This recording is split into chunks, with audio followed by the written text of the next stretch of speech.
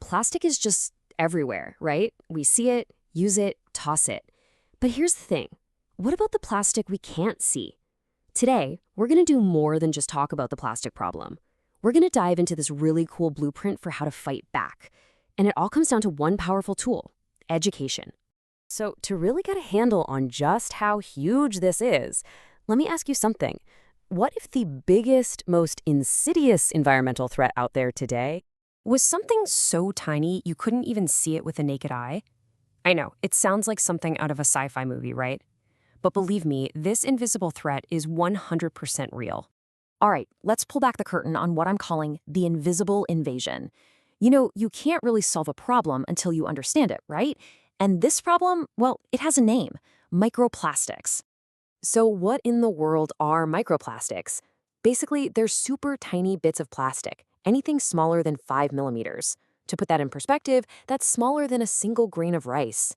And these little fragments, man, they're everywhere, polluting just about every corner of our planet.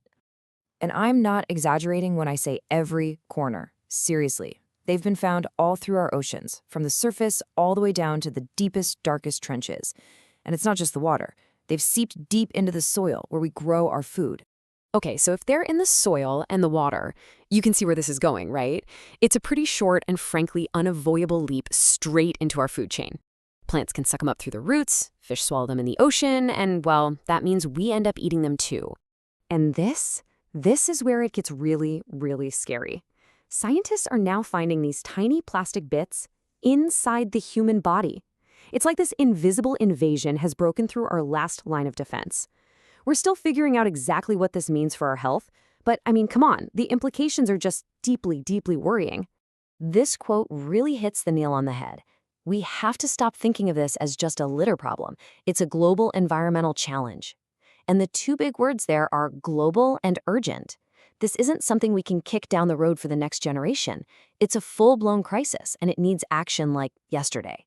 Okay, so when you're faced with a problem that massive, you've got to ask, where do we even start? Well, it turns out the answer might lie one of the most powerful tools we've ever had: education. And that brings us to something really cool called the EDU4PlastiCircular Project. So EDU4PlastiCircular is this amazing initiative, and it's backed by the European Union's Erasmus Plus program. Their whole mission, their entire reason for being, is to tackle plastic pollution head-on. But here's the twist. They're not just relying on new tech. They're empowering people with knowledge. So how are they actually going to do this? Well, they've got this 4-part game plan. It starts with raising awareness, which is key, but it goes way deeper than that. They're all about building real hands-on skills using green learning tools. They're connecting plastic management to the circular economy.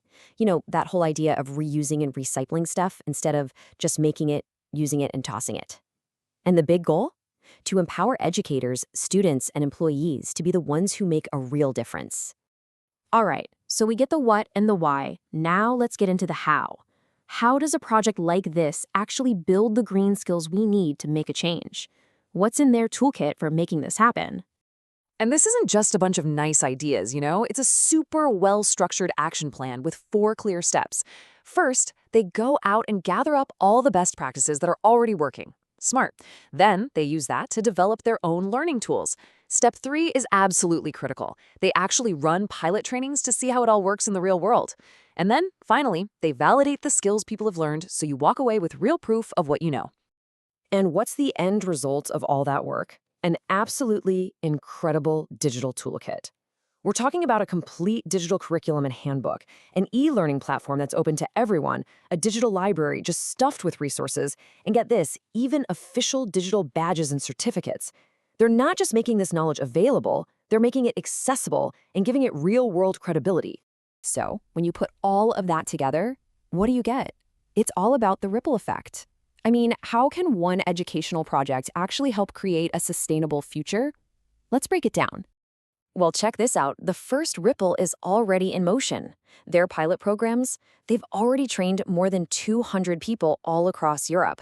That's over 200 individuals who are now armed with the knowledge to go out and make a real difference in their own communities. But look, that number, 200, that's not the finish line, not even close. It's the starting gun. The real goal here is long-term, lasting behavioral change. Think about it.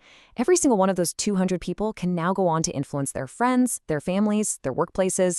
That's how a movement starts. And this is what that long-term vision really looks like. It's about building greener communities right across Europe. It's about promoting responsible ways to use plastic, both in our day-to-day lives and in big industries. And ultimately, the whole point is to support a sustainable, climate-neutral future for all of us. Yeah, it's a huge goal, for sure. But it all starts right here, with education. So this leaves us with a really powerful question to think about. At this point, it's not a question of if education can change our relationship with plastic. It's a question of how.